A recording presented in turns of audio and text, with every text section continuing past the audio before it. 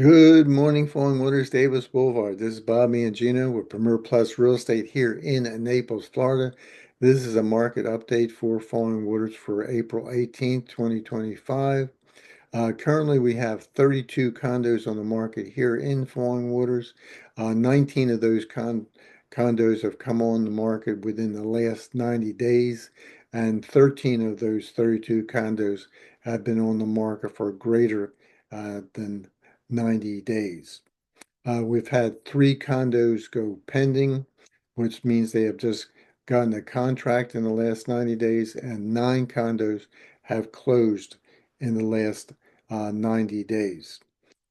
Currently, we have a 14-month supply of condos in Falling Waters, which is giving buyers a lot of selection, which is a good opportunity for people looking for a condo here in Falling Waters.